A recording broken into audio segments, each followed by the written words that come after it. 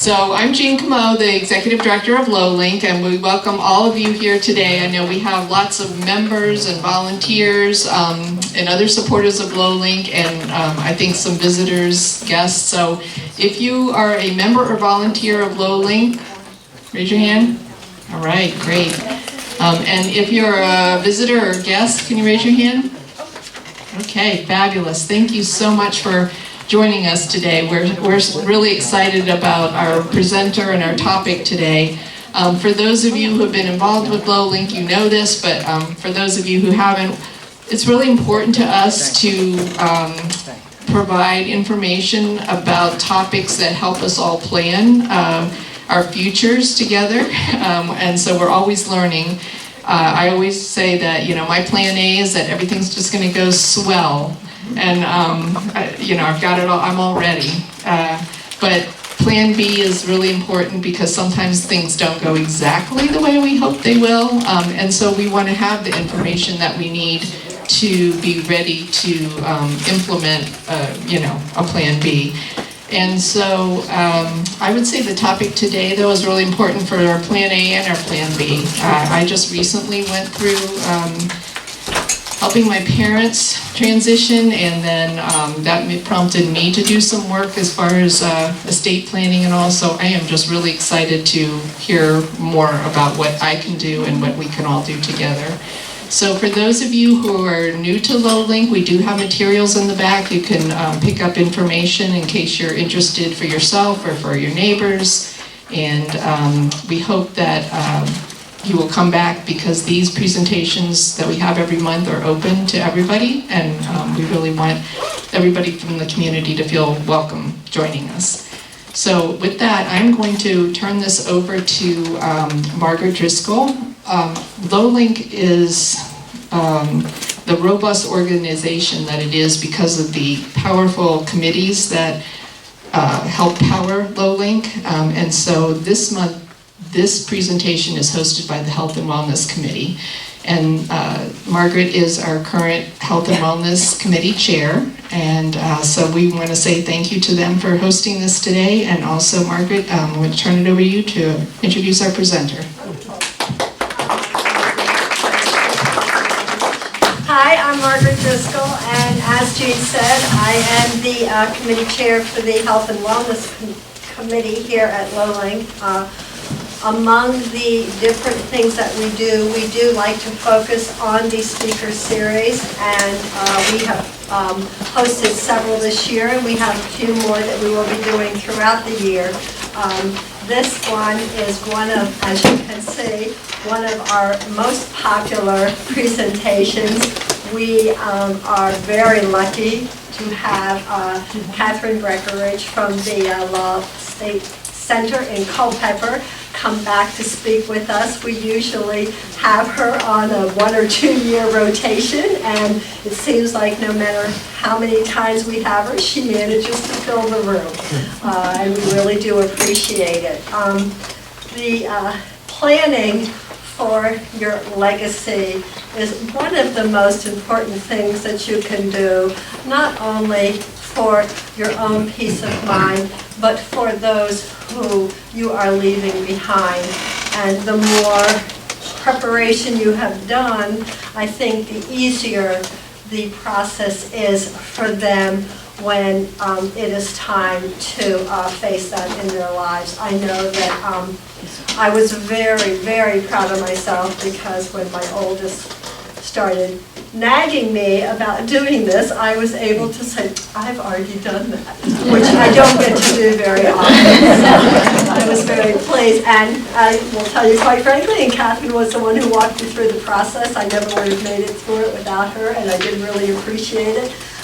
She is going to introduce you, okay, to the many phases of planning for your legacy and some of the documents, okay, and processes that you might want to consider as you start walking down that road. So with no further ado, Katherine.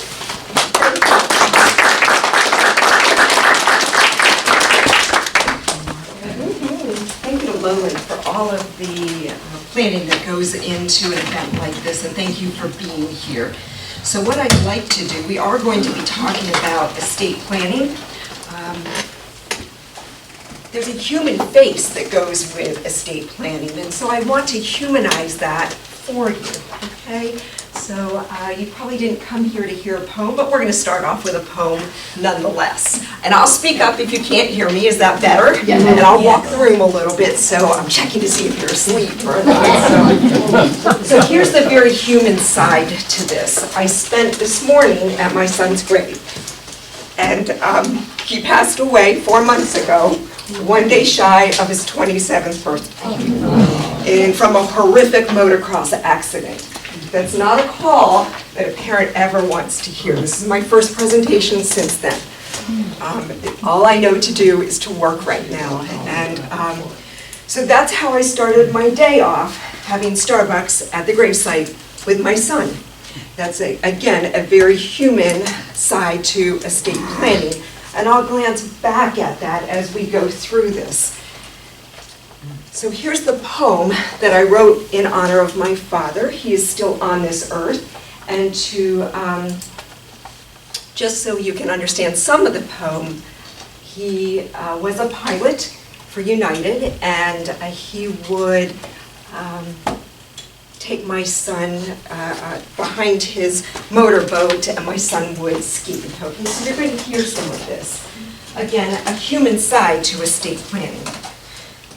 If I lose my breath, it is just because that was hard for me to share. So here we go. A complexity of green. His shoulders droop now more than before, perhaps from the weight of decision and concern borne by the provider one. My guess is that the shoulders of this proud yet humble man feel the gravity of a time gone by and a time yet to arrive. That time that remains before the threshold. You see, the knowledge that he has is at its height. He knows that he has provided well for others. He can find assurance that he supplied his children with tools for their toolboxes. He has been a faithful and loving husband, setting an example where none had been. For the brick and mortar, his dollars did supply. The educational credits were his subsidy too. The first set of wheels, whether bike or car, I'm sure a toy he preferred. The dinner table council carried in tonight to shape the childhood foundations of faith without excuse.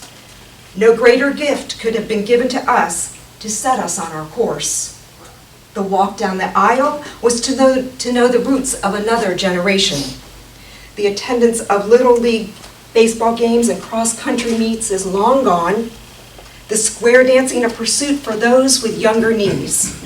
He has been witness to wars, economic recessions, and a merry-go-round of political figureheads. Like many who hold such vast experience and common sense could have influenced our great nation if given but a chance. With slowing movements, a motorboat he may drive, like the pilot I still envision, if just to see his grandson fly on water. The time between now and then, oh, what say you? Why is this not of dignity? A worry-free composition? This man who gave all, who planned ahead, yes, a trust, a will, and protective documents. Shall our government be so crass as to tax beyond its seams so that man may lose his history to some complexity of green? I tell you, the legacy that matters, he will leave to all intact, so that we may continue the tradition, a compass unfaltering. This changes not the provider's hard-earned green that he intended for his bride. With wisdom already imparted, he has paid his fare. Take back your cruel imbalances of taxing everywhere. Hands off, I say. This is their golden years. We have within our borders the smartest minds I know. Match them with those who comprehend the challenges of old. May we, with him, hold our shoulders back when we design a system that guards the threshold with a fearlessness protecting the now to then.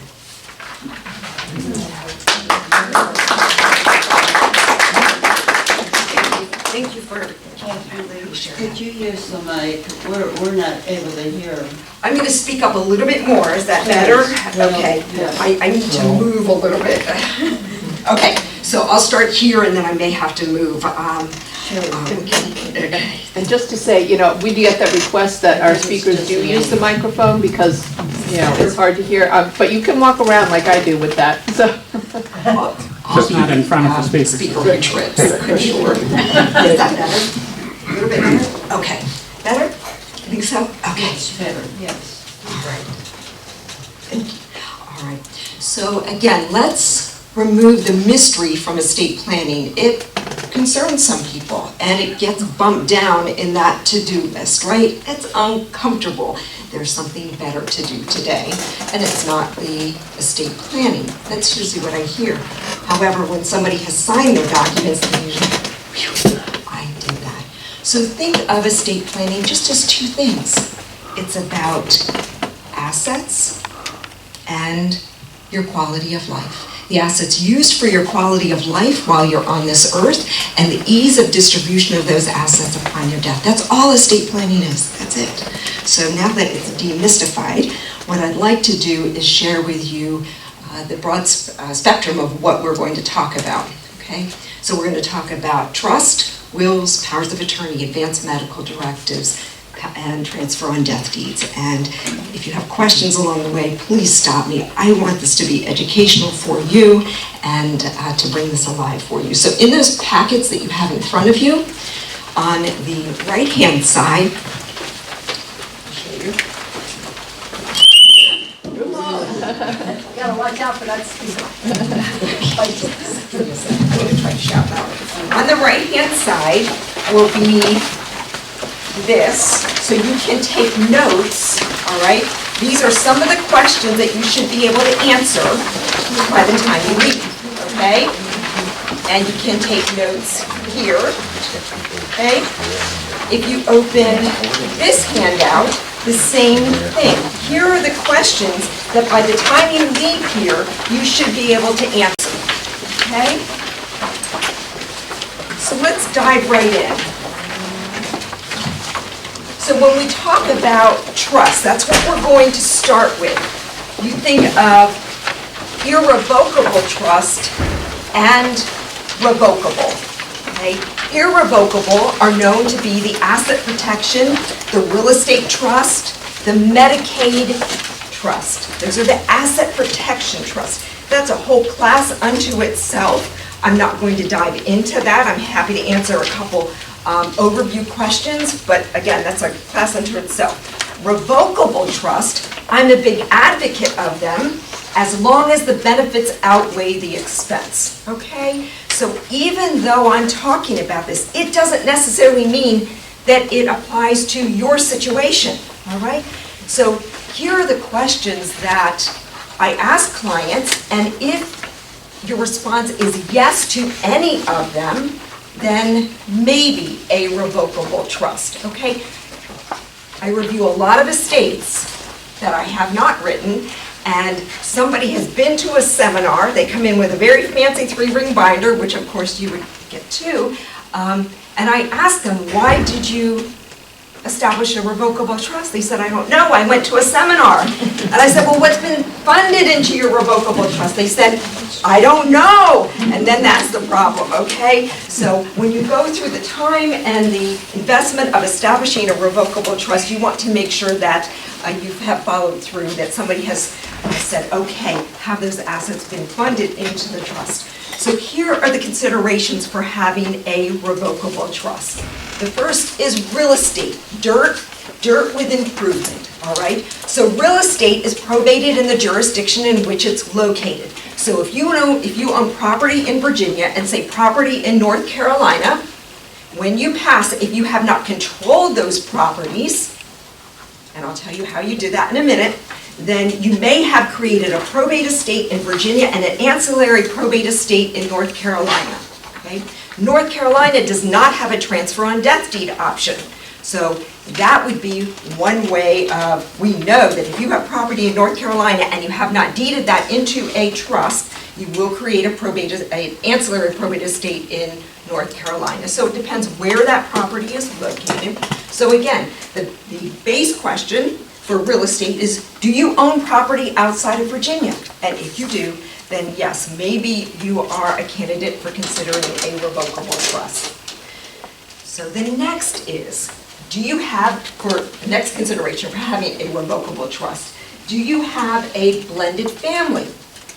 Right? Many of us have blended families, so humor me for just a moment.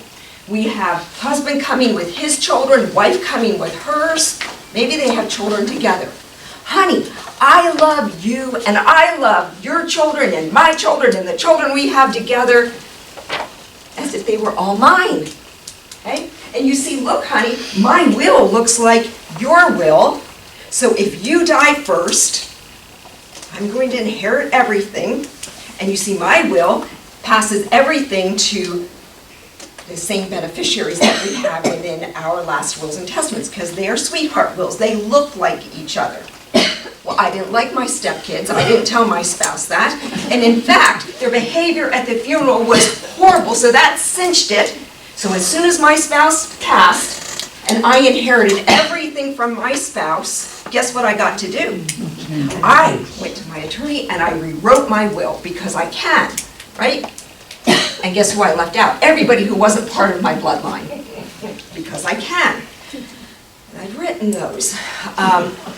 Perhaps a better consideration would be a joint revocable trust between husband and wife, spouses, and on the first, and the assets that are in that trust are used for both spouses, and they agree on who the beneficiaries are. On the first to pass, the remaining assets are still used for the surviving trustor, grantor, settlor, and then when that person passes, so when both trustors, grantors pass, then, because it becomes irrevocable on the first, then the assets go to the beneficiaries that they agree, upon which they agreed, okay? So the assets are used for the two who started and funded the trust, and then, but they can't change it. They can't change the beneficiaries.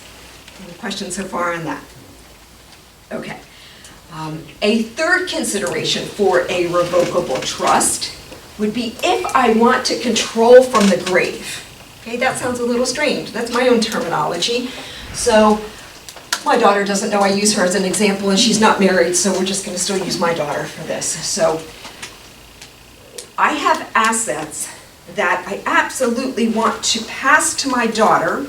I'm a little concerned, though, about the health of her marriage, right? So that, and we've been there.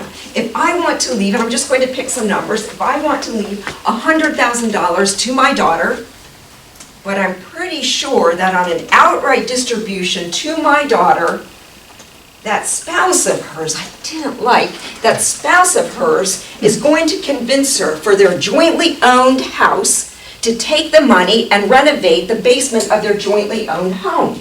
So they take the money, and when I died, $100,000 goes to my daughter, and her spouse says, come on, let's, we really need a basement with a pool table, and we need a bar there, and we need it fixed up, and a big screen TV, and new walls, and a wooden floor. They do that, and then he files for divorce. And in the property settlement agreement, he gets half of the value through the back door of what I left to my daughter. Well, darn it, I don't want that to happen.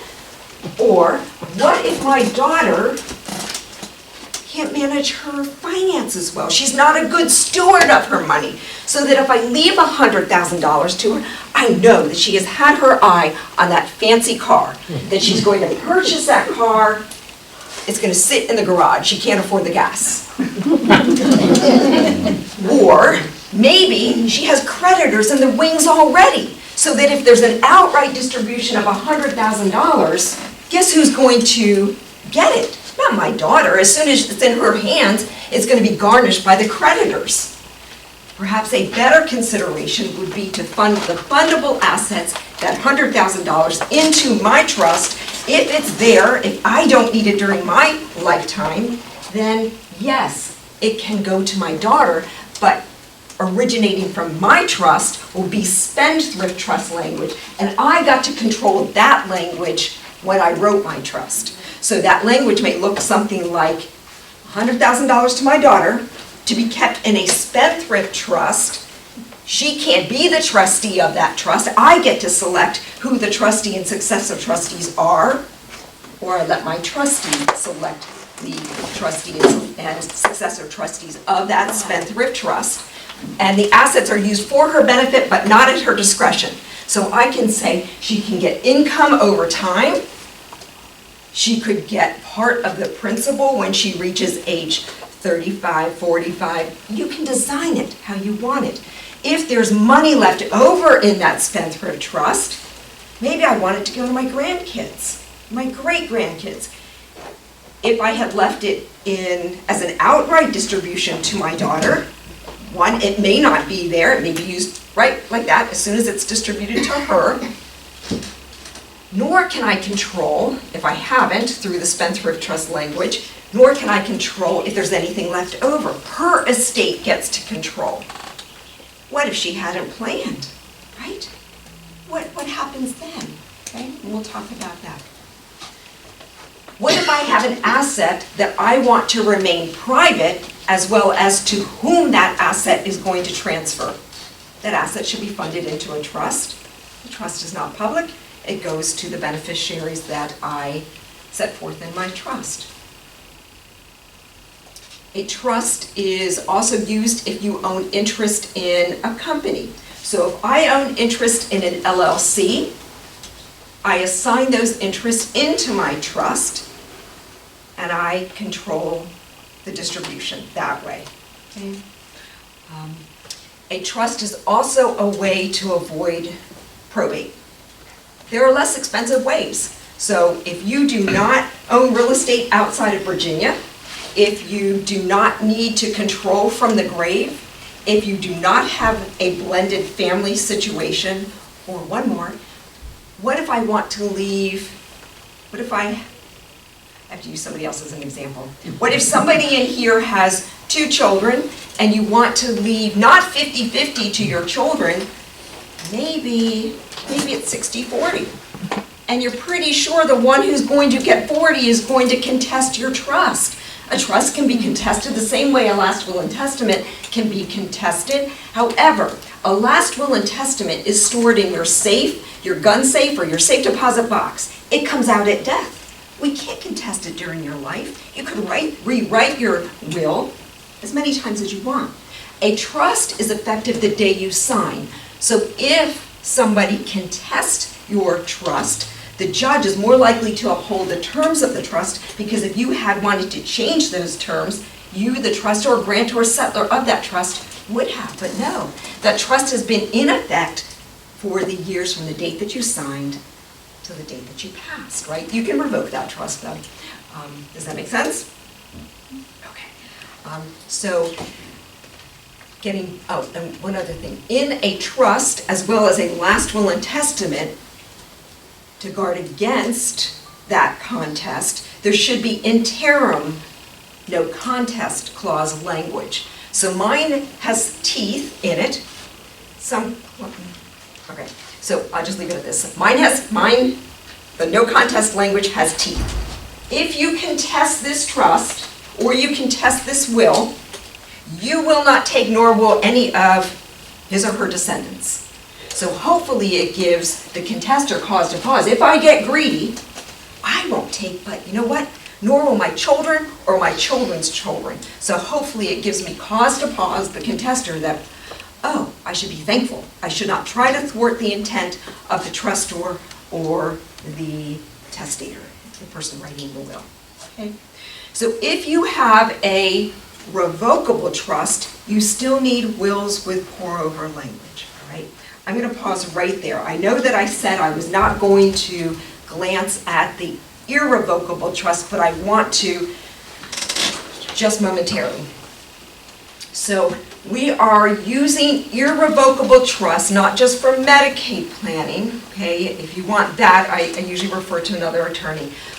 But if we are using it because of high asset clients, okay? So right now, you may smile at this, The federal estate tax exemption is $13,600,000 and change per person. Not many of us will ever see that. But we have a window in time to plan for clients who do see that, okay? So we are told that that federal estate tax exemption is going to sunset in 2026 and come back down and hover somewhere around 6 million. There are many clients who will see that, okay? And I'm saying 6 million per person. Look why we have the opportunity now. You want to plan while the federal estate tax exemption is high and take advantage of that. But what that means is you have to have enough that you can take it out of your estate, move it into an asset protection trust, okay? You may or may not be able to benefit kind of through the back door, it depends on what type of trust you select, but it moves it out while you can access the high federal estate tax exemption. So what that looks like, it's more palatable when it's 6 million. So let's use the $6 million mark, okay? So if you're married, on the first to pass, you want to contact your CPA and have them file a Form 706. What you want to do is claim the unused portion of the decedent's, your spouse's, federal estate tax exemption to attach to yours. So, for example, if you inherit from say you're worth $6 million and you inherit from your spouse $2 million, and now so your estate is at 8, okay? When you pass, if the federal estate tax exemption is $6 million, guess what the $2 million, because you didn't get the portability, the unused portion from your deceased spouse, and I don't mean any of my comments to sound blunt, please you know, right now no, not at all. So that extra, the $2 million, if that federal estate tax exemption comes down to 6, that $2 million is going to be taxed at least by 40%. Okay? Wow. If you could have lived on $6 million and we take that extra 2 and put it in an asset protection trust, right? You didn't need it, then it would be protected. Okay? So it's important to know, keep abreast of what that federal estate tax exemption is. Okay? Right now we kind of snicker when we say it's at $13,600,000 and change, but it is going to come back down. Some people will be affected by that. Okay? And that can happen easily if you own interest in companies or if you own multiple investments in real estate. So watch that, okay? So let's go back to revocable trust, okay? Now that feels a little bit more comfortable, doesn't it, to get there? Okay, so if you have a revocable trust, you still need wills with pour-over language. On paper, they seem to look the same. They say last will and testament, but they are very different, okay? A will with pour-over language captures an asset that you have not controlled and haven't funded into your trust, okay? So here are the way, I'll get to that in a minute. So what that means is if you have funded all your fundable assets into a trust and you inherit or purchase an asset on a Monday and you fail to control that and you pass on a Tuesday, what happens to that asset? You didn't fund it into a trust, you didn't control it, we'll talk about that in a minute. What happens? We will pull it through the probate process. We'll use the pour-over language in your last will and testament to pour it over into the trust to be administered and distributed per the terms of the trust. But guess what just happened? You had to go through the probate process for an asset that you didn't control. It's the best system that we have. I don't write revocable trust without the wills with pour-over language. However, you want to control it, okay? So what are we talking about? What if none of those red flags, those considerations for having a revocable trust? What if it wasn't, oh me, right? I have in real estate or I have a, no. What if you just need a last will and testament? So let's talk about those last will and testaments with one caveat. I have a lot of clients who come in my office, their chests are puffed out, they're like, I know I need a trust, I have a lot of money. Well, take a deep breath. Let's go through those questions. Maybe you don't need to spend money on a trust. Let's see what your intents are, okay? That's not necessarily, having a lot of wealth is not necessarily the measurement of you may need a trust, okay? So let's dive deep into last wills and testaments. They seem more comfortable for people, okay? So does everybody know the components of a last will and testament? Okay, so in a last will and testament, you, the person who is writing that last will and testament, you are the testator. Okay? You have the ability to name an executor or executrix, and you name beneficiaries. Okay? In your last will and testament, let's say you just want a last will and testament for a safety net. I want to sleep well, because I know I have a last will and testament that's going to control my assets, maybe just so I can sleep, okay? I will write a will as if everything passes through your will, then let's design it so that nothing does. This is gonna make more sense in a minute, okay? So, all right. So in a last will and testament, again, we have the testator, that's my will, okay? The executor, who is going to settle my estate when I pass, and the beneficiaries, those to whom I have identified my assets are going to pass, okay? So there are 3 tiers of assets that are going to pass through your last will and testament. We have real property, okay? We have intangible personal property, and we have tangible personal property.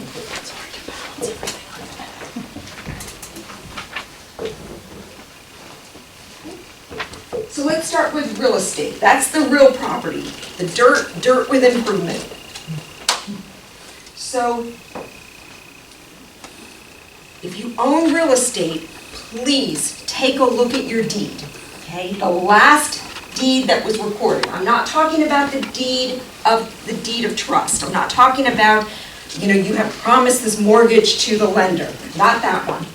I'm talking about the deed that says how you hold the interest in your real estate, okay? So there are 3 ways in Virginia that you can hold your interest in real estate. And by the way, I forgot this little disclaimer. This is just educational, right? This is not meant to create an attorney-client relationship. So, okay. So how's that right in the middle of it? All right.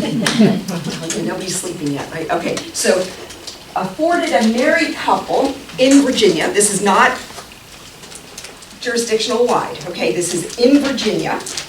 You could hold your property as tenants tenants by the entirety with rights of survivorship. Again, tenants by the entirety with rights of survivorship afforded only a married couple. And what that does, the survivorship language, right?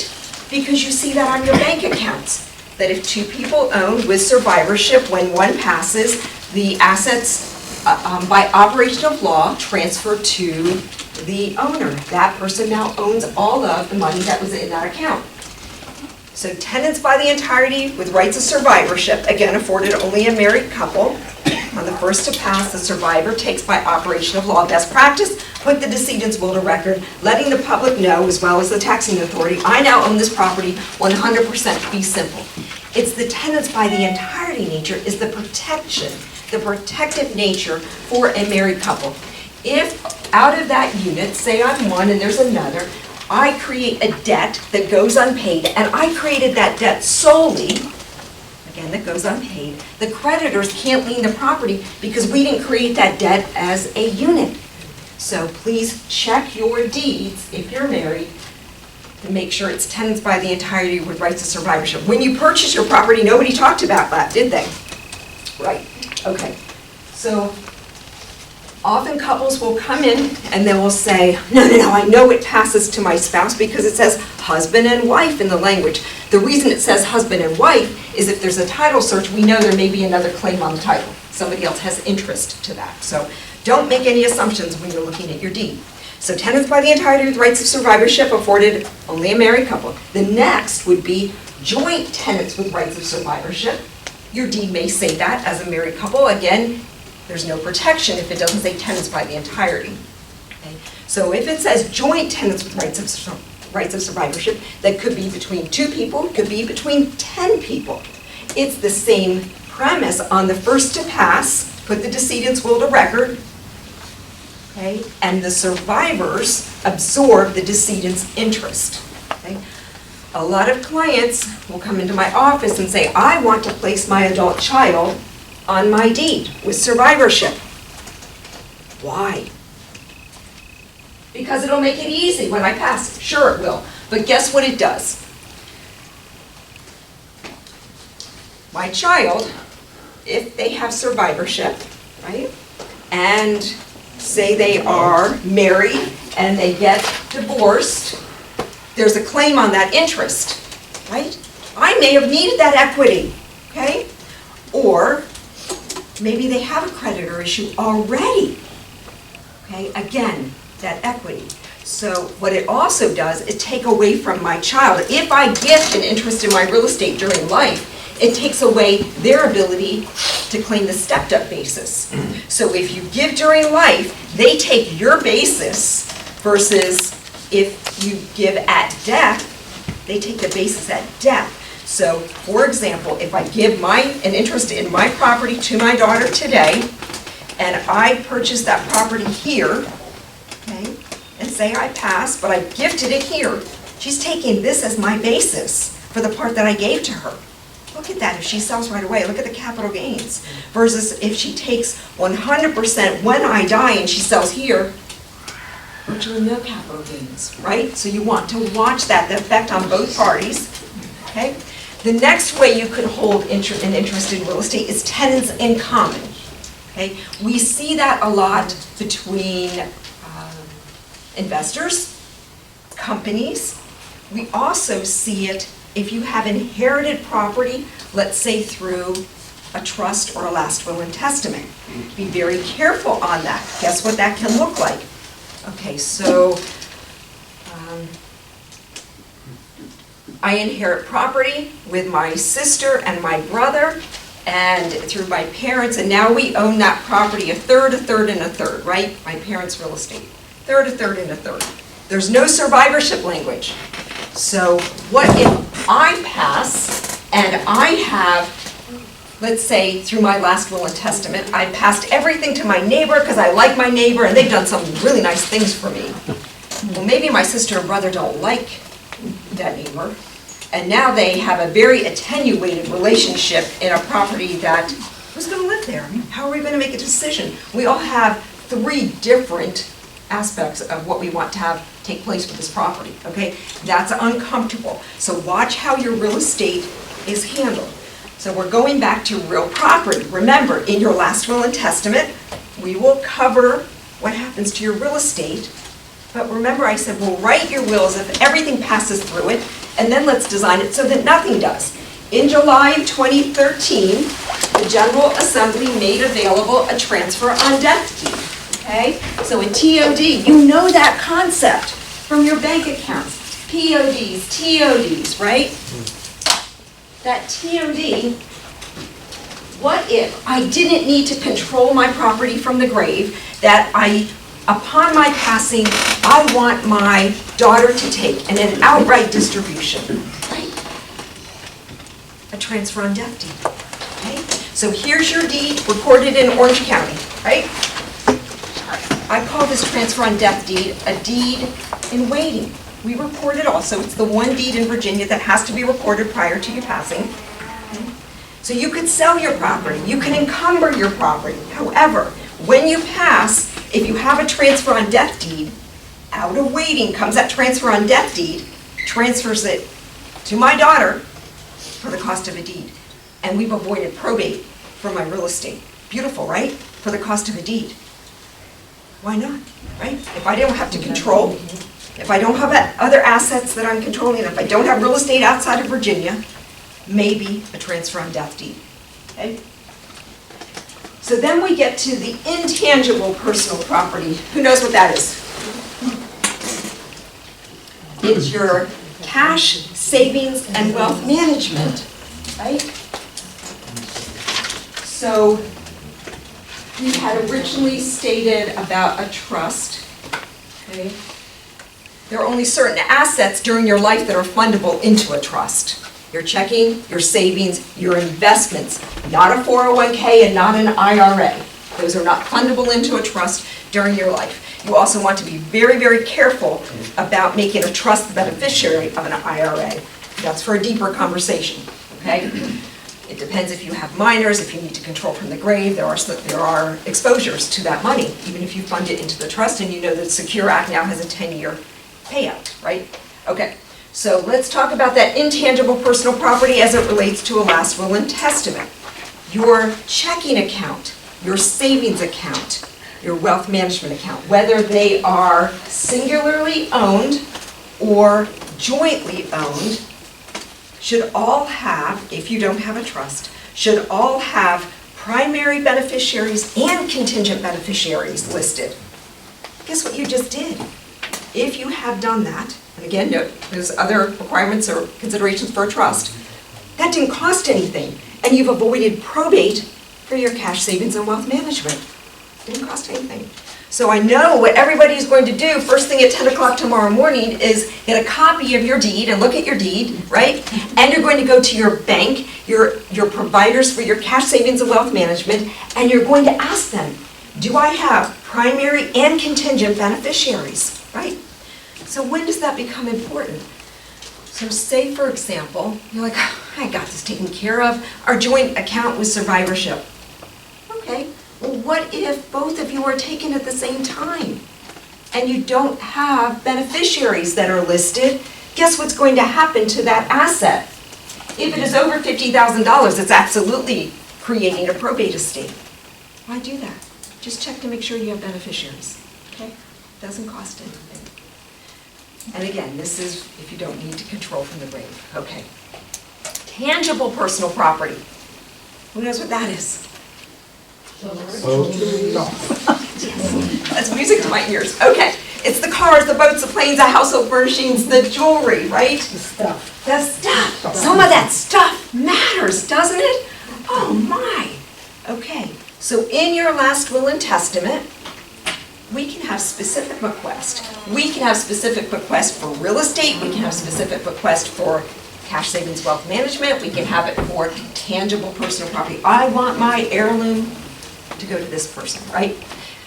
Watch for the triggers of a probatable estate though. So if you have controlled real estate with a transfer on death deed, you control your cash savings and wealth management with beneficiary.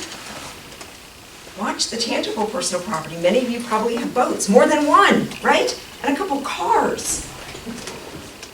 If those assets in the aggregate exceed $50,000, you have now created a large probate estate. Okay?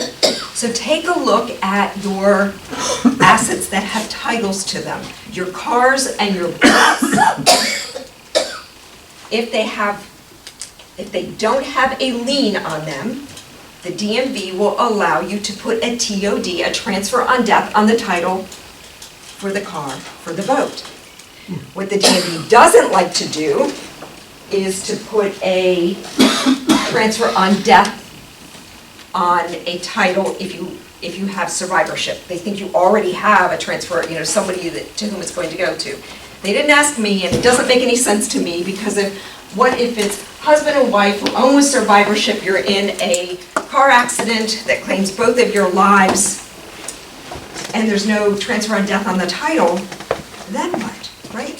So you have to watch for those things. Try and go to a different DMV and just keep trying and see if they'll do that. But you take your title in. If you don't have a lien, you take the title in, and you take the name and the social security number of the person you want to be named as the transfer on death, and they will give you a new title.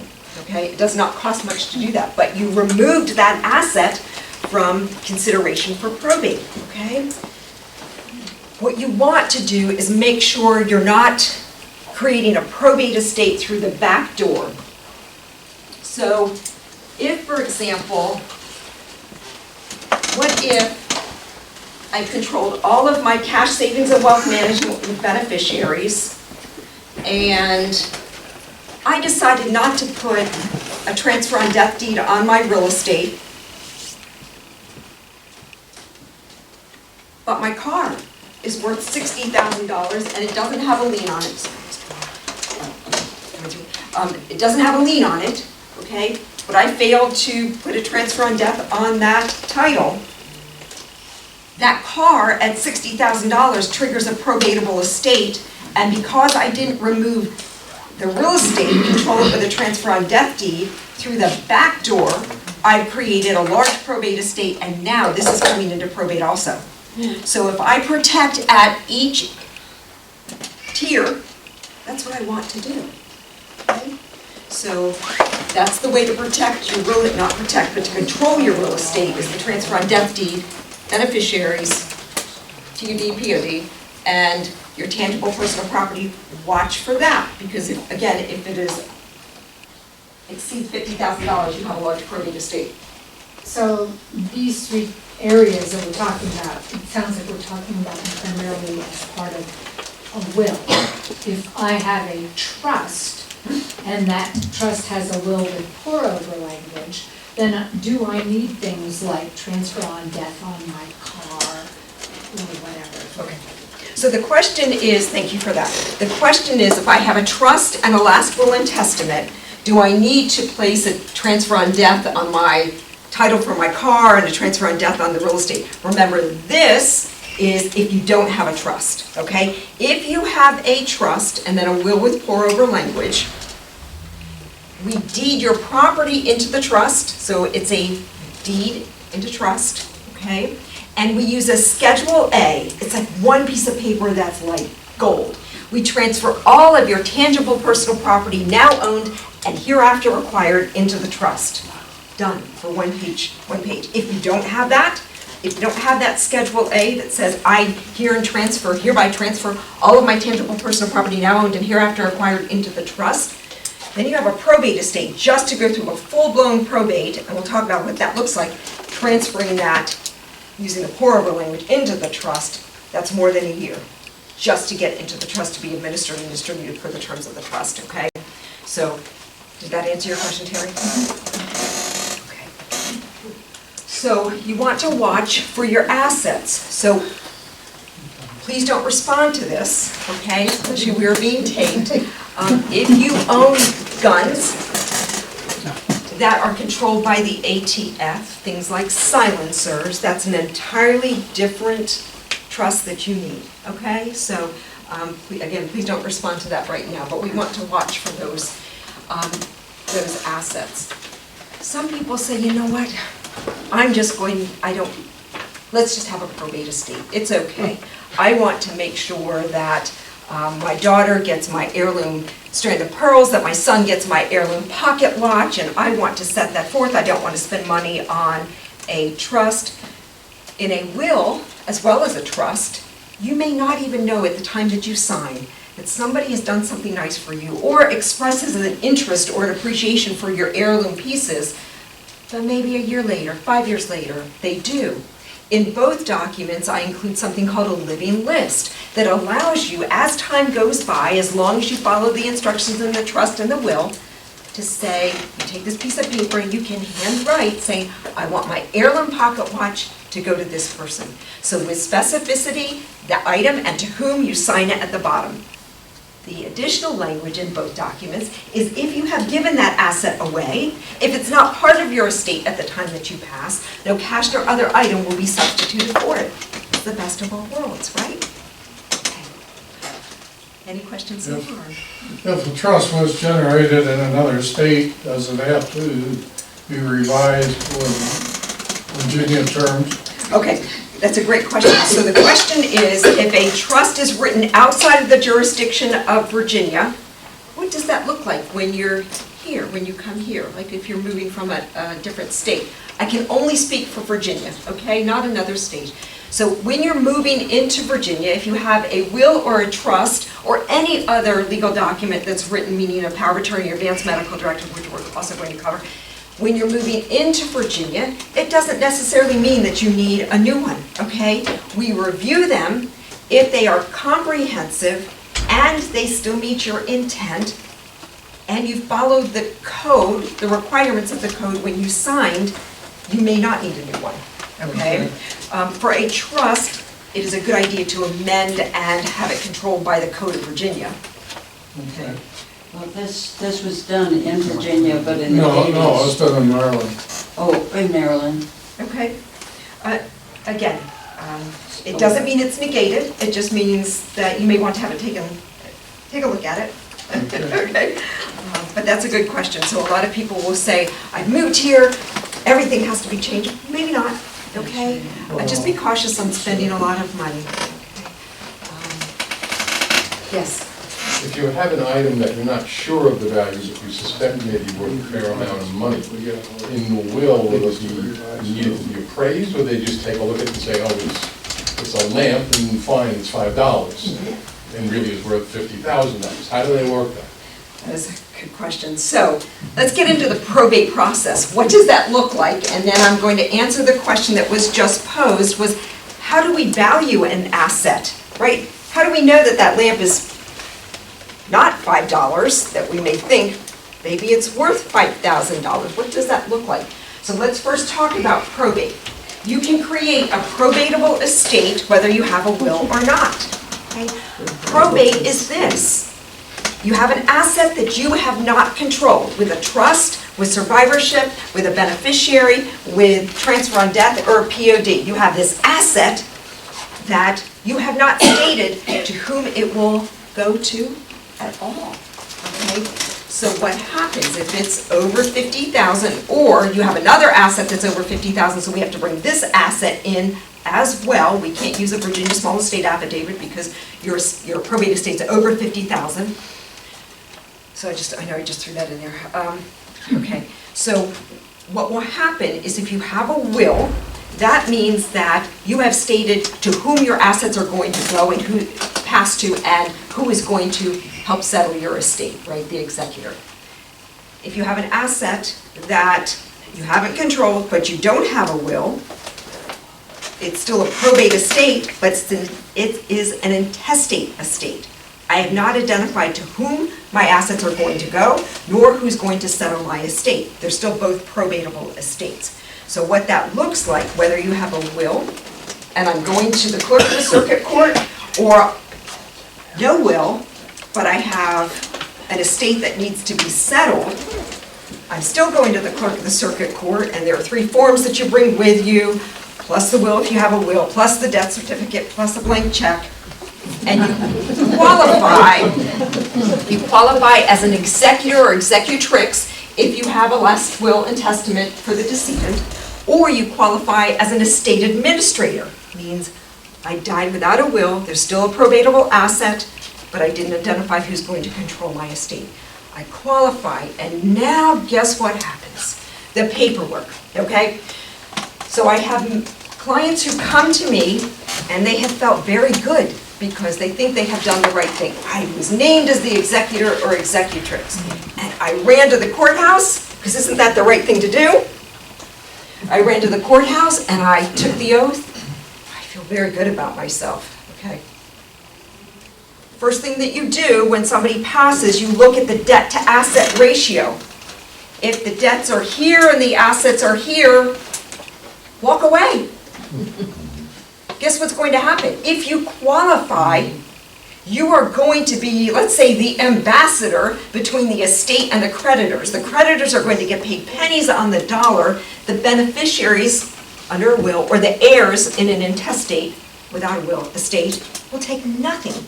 But guess what? You have now created a full-time job, possibly, and you already have a full-time job. Okay, so you take a look at the debt to asset ratio, okay? If the assets exceed the debts, then maybe you qualify if you want to take that role on. And then from the date of qualification, you have 4 months, immediately though, you have to take control of all the assets that pass under that estate. And you have 4 months to submit an inventory. And what that inventory states, and we're getting to that question, what that inventory states is, here is the value of the real estate, the tangible personal property, and the intangible personal property that wasn't controlled upon the decedent's death that is passing through probate. Oh my gosh, right? So that means you have to find all the documents, and that gets filed with the Commissioner of Accounts. We have some very good Commissioner of Accounts in these surrounding jurisdictions. So that's the good news, but you have, again, just taken on a job. How do we identify when we are submitting that inventory value of anything, okay? So real estate, we could get it appraised, right? We could use the tax bill from the prior year, or the previous, or the current one if we just received that. We can use the tangible personal property tax bill, okay, for cars, for vehicles. But then we've got the furniture and the jewelry and the collections, okay?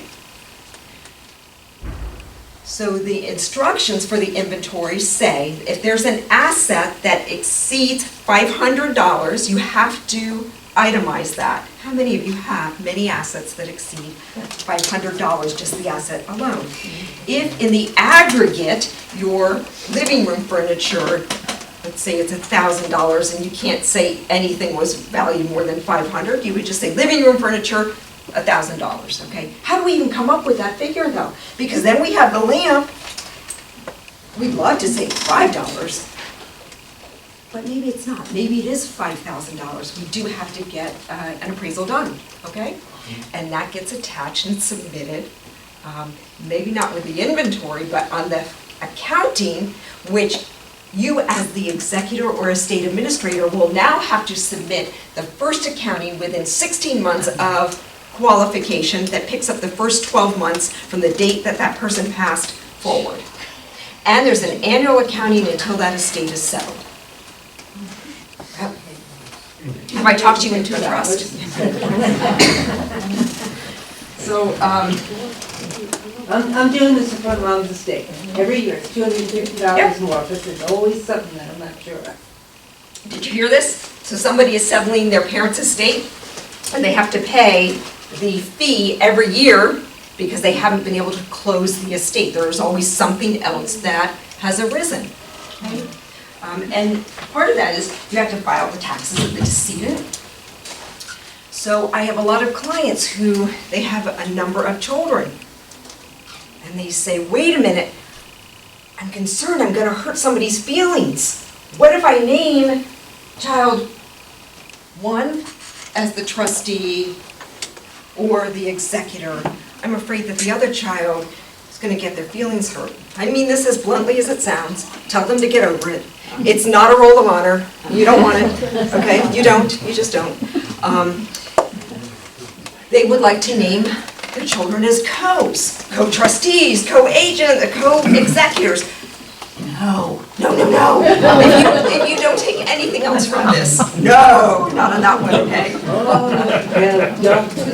Don't do it, yep, don't do it. We all have different work ethics. You will be taking on the fiduciary responsibility of that whether or not you took the action.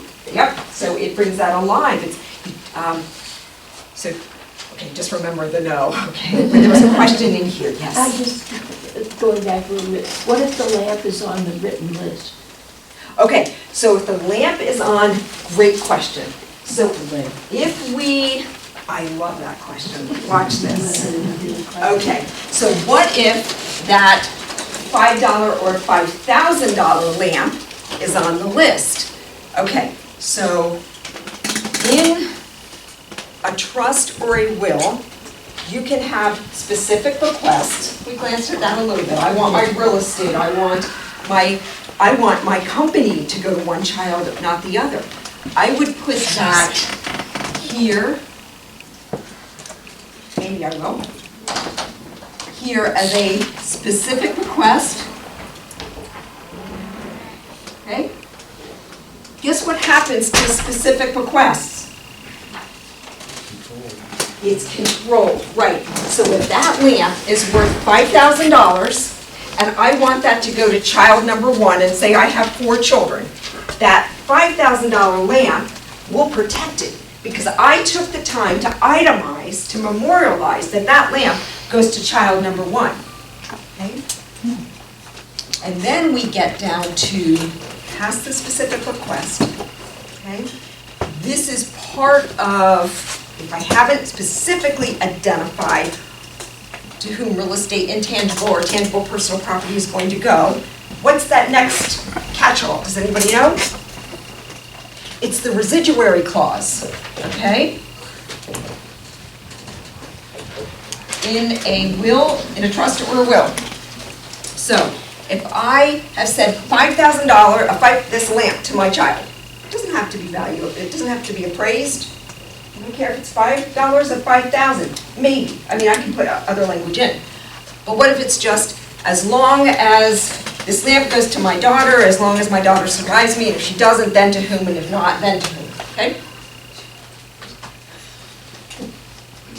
Down in this residuary clause, all of the rest and residue I give, devise, and bequeath to my 4 children in equal shares. That's here. Be very careful. Many clients come in, and in that specific request, they say, you know what, I really, really like my nephew. I want to leave $100,000 to my nephew outright upon my death, no matter what. Remember, I still have 4 children. But to this specific nephew, I want to leave $100,000. So when I review these estates, often, guess what's left out? A floor. What about this? In the event my spouse fails to survive me, and my probate estate equals or exceeds, say, $500,000, then $10,000 to my nephew. Because what if I just say, spouse fails to survive me, $10,000 to my nephew? What if all I have that's passing through my probate estate is $10,000? The nephew takes, and my 4 children will take nothing. Okay? So you want to watch for those turns. I also want to watch for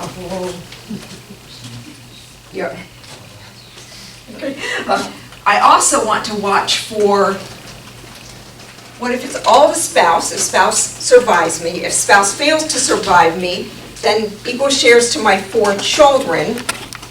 If a child fails to survive me, per Sturpey's language, to his or her children. If spouse fails to survive, child fails to survive, and that child has no surviving descendants, back up to my surviving children, and we do the analysis again. But then what? So if you don't state what you want as the takers in default, it defaults to the laws of intestacy. I want to show you that. Okay.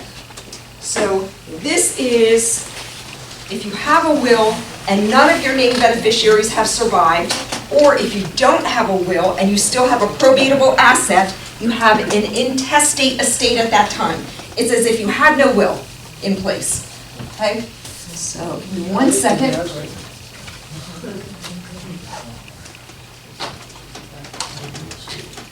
So the first question is, if you died, if you passed, you had a will, and none of your named human beneficiaries survived, or if you died without a will, okay, then it's the laws of descent and distribution in the Code of Virginia. So the first question that we ask, were you married? Say no. Did you have any children? No. Did you have any grandchildren, any great-grandchildren? If still the answer is no, this is what it looks like.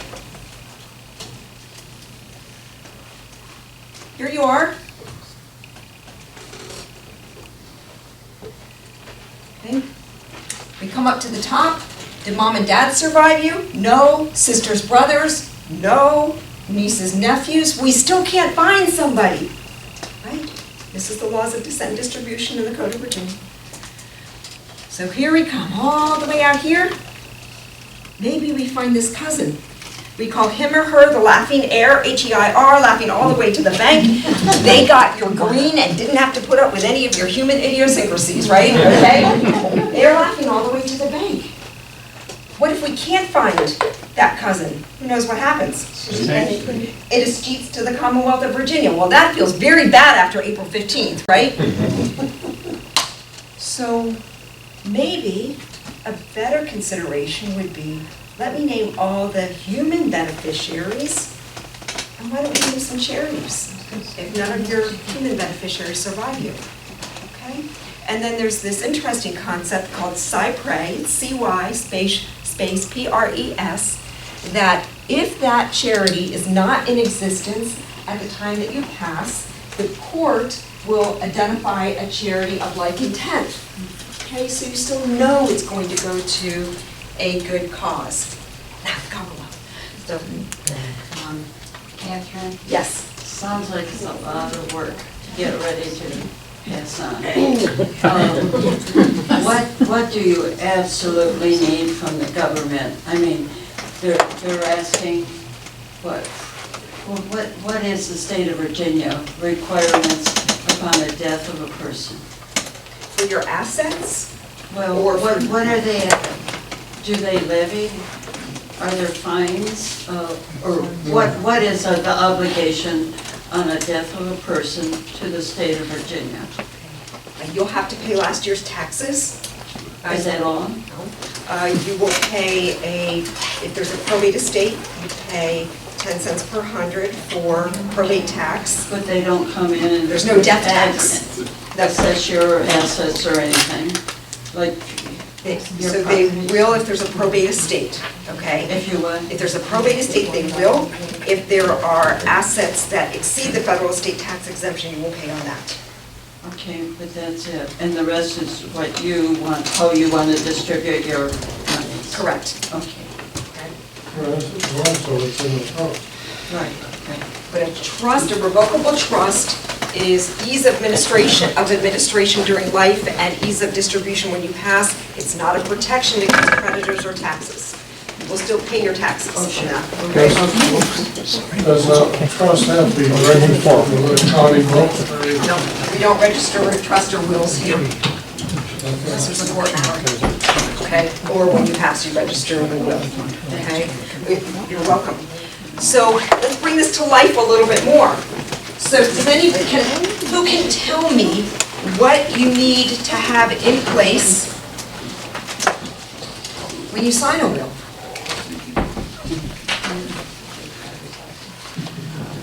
Right? You have to be 18 years of age. You have to have testamentary capacity and testamentary intent, and there can be no undue influence. Okay? Margaret, how much time do I have? Excuse me. 20 minutes. Oh, my. Really fast. Okay. So there is a case. It's called Whedon v. Whedon. And this was January 2012. It went to the Virginia Supreme Court. Okay? I'm not going to write it all down because I just want it to leave this in your mind. Something that you would think, well, I thought it would go the other way. Okay? So Dorothy Rose Whedon, she was the mom, okay? And she had 5 children. And in 2000, year 2000, Dorothy Rose, let me give you the children's names rather than writing them up there. So it's Larry, Harry, Billy, Gloria, and Marianne. Okay? And Marianne, she was the good child. So in 2000, Dorothy Rose was diagnosed with cancer. Marianne started to help take care of Dorothy Rose, and that seemed to be all that was needed at that time. In 2003, Dorothy Rose contacted her attorney, Mr. Lowe, and Ms. Garnett, his assistant, was present during that time. What was recognized during that time was that Dorothy Rose was a woman of few words. She knew exactly what she wanted. There was no question about capacity. She just knew what she wanted. And in the 2003 will, she gave a monetary gift to the church, a burial plot to Billy, Perry, Larry, and Gloria, and real property to Marianne, Billy, and Larry. Dorothy Rose's condition worsened, okay? And in 2006, Marianne quit her job and started to take care of Mom full-time, driving her to her appointments, really being there for her on a daily basis. Then Christmas Eve happened. Okay. Christmas Eve 2006, Dorothy Rose had a very dramatic, loud quarrel with Billy. Billy was upset that Dorothy Rose, the mom, was making Gloria unwelcome in Dorothy Rose's house. And apparently Billy must have been pretty disrespectful. And he blamed Marianne for the disagreement. Dorothy Rose informed her children she was going to take Billy out. Done with you, Billy, you were disrespectful, right? So May 2, of 2007, Dorothy Rose contacted Mr. Lowe again. And this time, she wrote a new will, so the 2007 will, so this is a second will. She kept the gift to the church, real property to Mary Ann Perry and Larry, and removed Billy from the will, as well as her advance medical directive. And in May 2008, Dorothy Rose was admitted to the hospital for surgery, and the doctors explained to Dorothy that she really needed surgery, but she was not, they couldn't stabilize her well enough to get surgery. So Dorothy Rose contacted Mr. Lowe's office again, okay? And actually, that was in May of 2008. And in June 19th of 2008, Mary Ann actually called from the hospital, spoke with Mr. Lowe's office, and reached Ms. Garnett, not Mr. Lowe. And stated, my mom, Dorothy Rose, would like to change her will. And actually, she spoke with Mr. Lowe. Mr. Lowe said, call Ms. Garnett back. And so that's what happened. So Ms. Garnett recognized Dorothy Rose's voice, and she again said, she seemed like she knew what she wanted, and Ms. Garnett went over the sections with Mary Ann to get all of the information, and Dorothy Rose again knew what she wanted, and Mr. Rose used Ms. Garnett's notes to write that will, and then Ms. Garnett faxed that will to the hospital. Right? That doesn't sound right, does it? Not to us. Don't you go to the attorney's office or the attorney comes to you? But no, this was faxed to the hospital. So Mary Ann was present when Dorothy Rose executed the will, and there were two other witnesses. On June 19th, that's when that happened, 2008. Okay, they both stated that they would not have, both the witnesses, they would not have witnessed had there been a question of capacity, and they described Dorothy Rose as alert. The notary said the same thing. So when you sign a will in Virginia, you need two witnesses to make the will valid. When you sign, two witnesses present at the time that you sign the will, at the present, and so you have to be over the age of 18, of sound and disposing mind, and when you sign your will in front of the witnesses signed in front of you, and the witnesses signed in front of each other. Those are the requirements, okay? So here's your will. You signed it in front of the witnesses, right? Doesn't have to be notarized. That piece of gold, that paper, is the self-proving affidavit that says, affirms exactly what I just stated, that you signed in front of the witnesses, that, okay? And that gets notarized. If you don't have a self-proving affidavit attached to your will packet, and then you pass, and that's submitted for probate, the clerk of the circuit court has to track down the witnesses. Years go by. Guess what? Now, settling that estate is becoming very lengthy and attenuated, so you want that self-proving affidavit. Okay, so back to Dorothy Rose. So Dorothy Rose actually passed on June 23rd. Remember, she signed her will on the 19th. She passed on the 23rd. Mary Ann submitted that as the executrix for probate. And Larry, Perry, Billy, and Gloria sued Mary Ann individually and as the executrix. So the lower court ruled, the trial court ruled, that Dorothy Rose lacked capacity and that there was undue influence. What do you mean? Mary Ann was in the hospital room. How could that even be, you know? And she's taking the real estate. This is uncomfortable. That went up to the Virginia Supreme Court, and the Virginia Supreme Court said, wait a minute. The fact that Ms. Garnett took the information, gave it to Mr. Lowe, that it was faxed to the hospital, that there were two witnesses and a notary who all were present at the same time, and Mr. Lowe wasn't there. The fact that those witnesses attested to the fact that at that very moment, Dorothy Rose had capacity. At the moment of signing, she had capacity.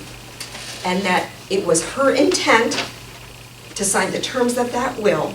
And Mary Ann's presence, there was no undue influence. That's what the court ruled, right? It's a little surprising when you hear things like that. So you never know. Okay, so let's move into powers of attorney and advanced medical directives. If you do nothing else other than check your deed, make sure your primary and contingent beneficiaries on your accounts in the meantime before you know, if in lieu of planning immediately. If you do not have a power of attorney in place, please. That is the most important document that you can have, okay? So I'll forewarn you, my powers of attorney are 16 pages in length. I leave nothing to chance. So A power of attorney can be effective upon signing. Good through incapacitation, it goes away at death, or it can be effective upon incapacitation. I encourage my clients to sign powers of attorney that are effective the day you sign, good through incapacitation, and they go away at death. So here's the strength in a power of attorney. Is it comprehensive? And have you named enough successor agents so that if, say you name spouse or a significant other, if that person is unable to serve, do you have another in line and then a successor and a successor? Again, never co's, okay? Because if you've named one or two, it's a pretty weak power of attorney. Because as we age, we may lose the capacity to give agency, and then you can't write a new power of attorney. So you want it, as far as strength, you want many successors who you can trust. While you have capacity, they should never affect an action without your direction, okay? So that's the safeguard there. It's not fail-proof.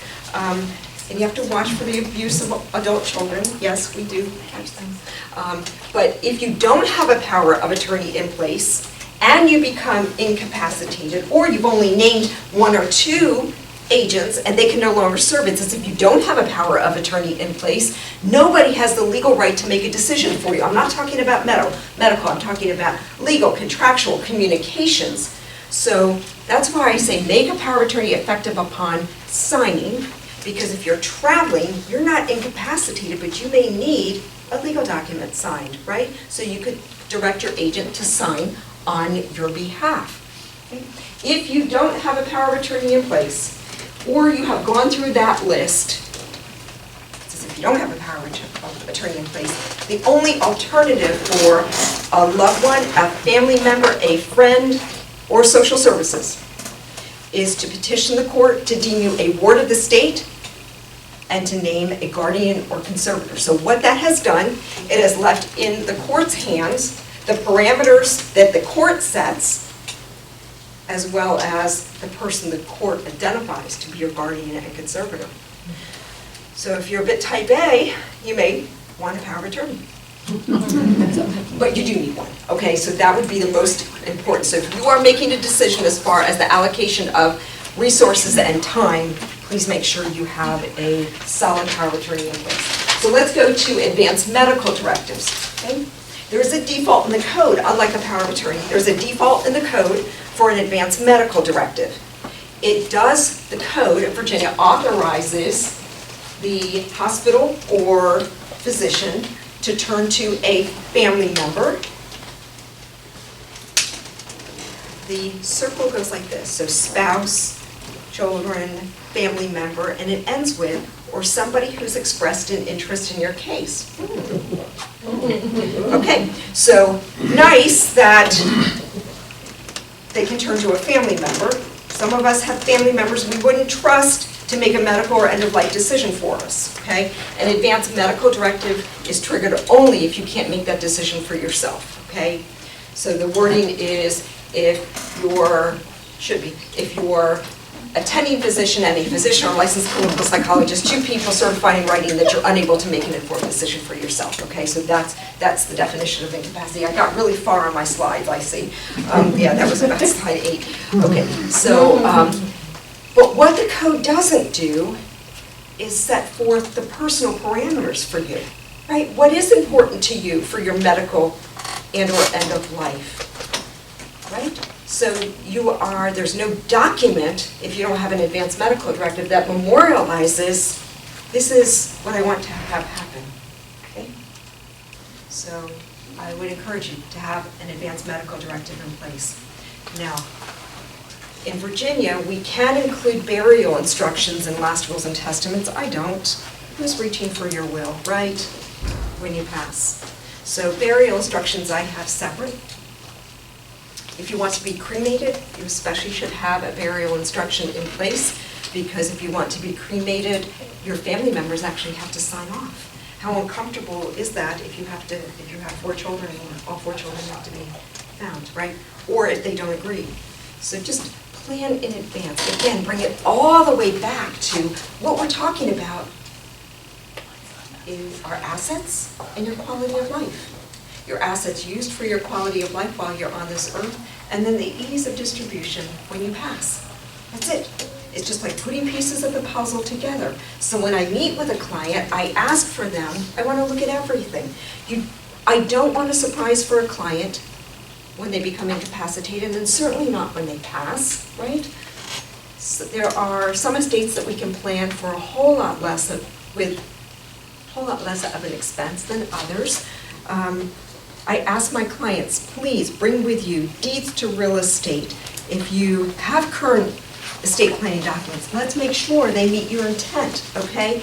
Bring the last statements for your cash savings and wealth management. If you own any interest in businesses, I want to see how those businesses are held. I'd like to see the operating agreement for an LLC, the shareholders agreement, or the bylaws for a corporation, okay? I'm not talking about just your investments, I'm talking about if you own an interest in these businesses, if you own your own business.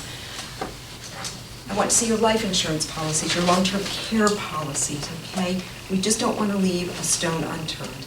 If you've been divorced, we want to take a look at the property settlement agreement, okay? If you owe somebody something or they owe you, is there something we need to consider down the line when we plan? Because not what works for you doesn't work for necessarily for somebody else. So, questions from me? If you have most of these documents in place, but you had them in place, you put them in place 15 years ago, how often should you be getting them reviewed? I would say every 5 years, at least. Other questions? Okay, so I'm going to, yes. If you have a car and you want to leave that to somebody, but there's a lien on it, how do you address that? You cannot. It would go through a last will or testament or through a trust. So if there's a lien on a car, the question is, how do you leave it to somebody? You would have to memorialize that, enumerate that in a trust or a will. Okay? You can't put a transfer on death deed if there's a lien on it. Do they take the debt over at that time? Yes. Yes. Or the estate. It just depends. So when you convey property, let's just talk about real estate to somebody, they take subject to the mortgage, okay?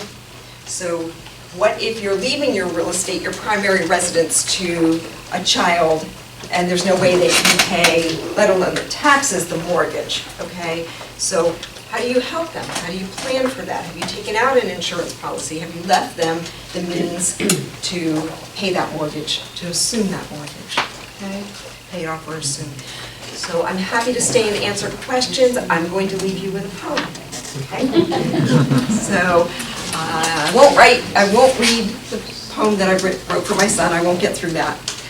But this one, clients of mine, no way you'll be able to identify who. Okay.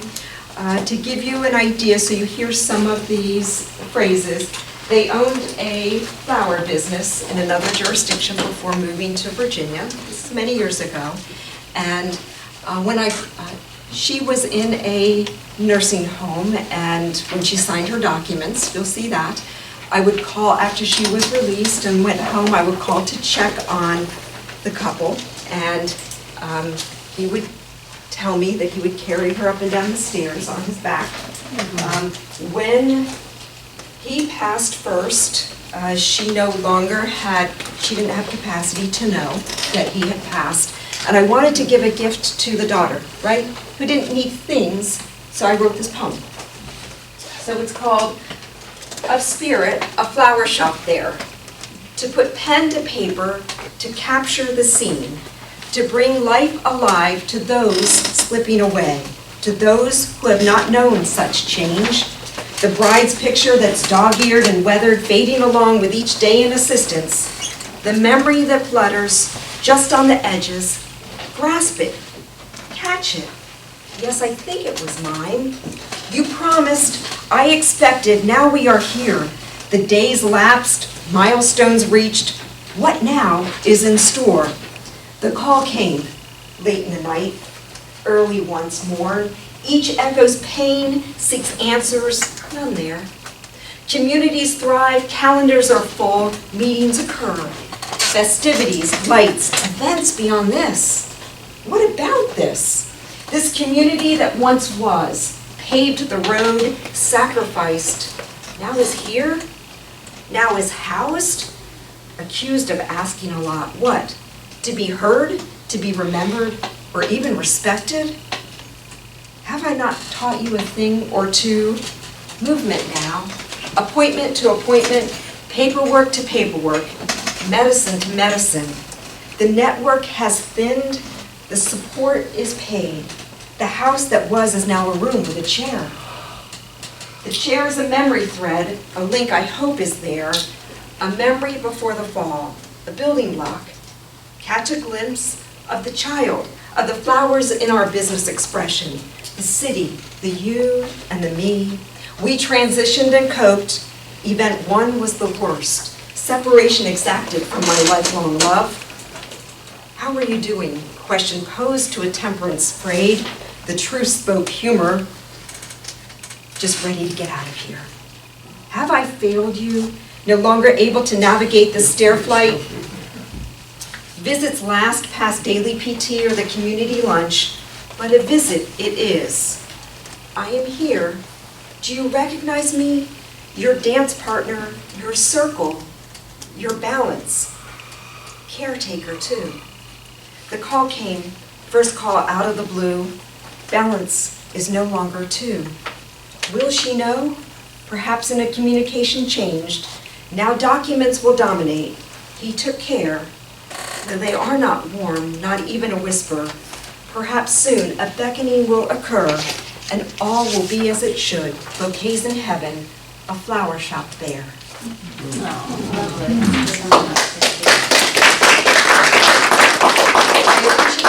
Thank you so much for your grace in being here.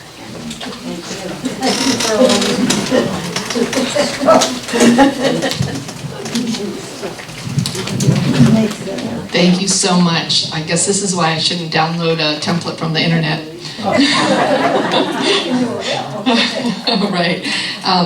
And as Katherine has said, just getting documents in place is so important. I know in my family, there was a will in one case, and my parent sat down with all of us and said, this is going to be your job, this is going to be your job, this is going to be your job. So not only did he document it, but he shared it with us in person, and that really helped, with us getting along afterwards, because he had told us the way it was going to be. And then in another case, a very strong power of attorney was written, and that can't be overstated, because you need all the little pieces in there, because with my mom, we did have to set up some things that would not have been possible without that very powerful power of attorney. So I just really appreciate all the great information that we learned today, and hopefully all of us will keep working on our plans and getting more information and reaching out to those professionals who can help us do a good job with it. Before you leave today, I just wanted to invite you back to join us next month, our speaker series, because it's May is Mental Health Month and Older Americans Month.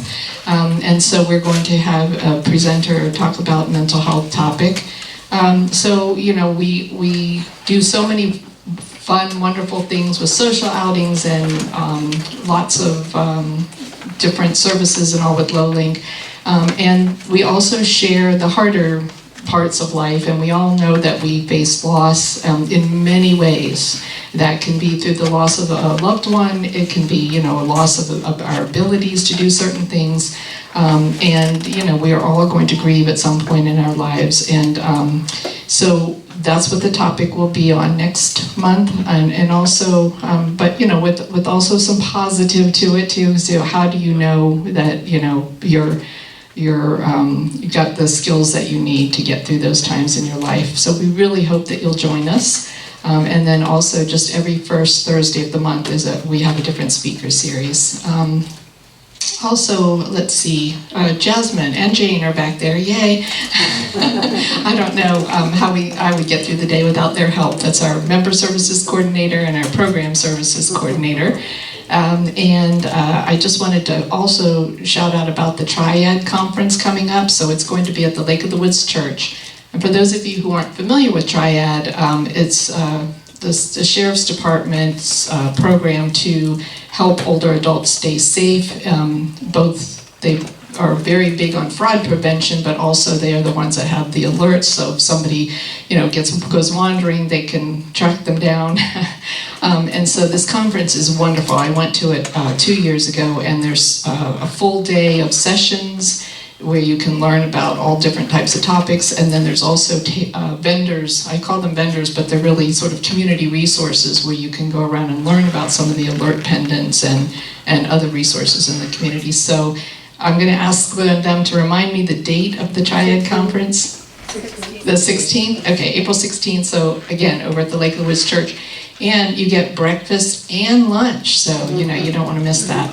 LOWLINC will be there. We have a table, so please stop by and say hello to us. And again, if you have any questions, please don't hesitate to reach out to us, and we'll be glad to help. So thank you for being here today, and thanks again to the Health and Wellness Committee and all the members of that committee who are here today for putting on this presentation. And thank you again, Catherine. We really appreciate it.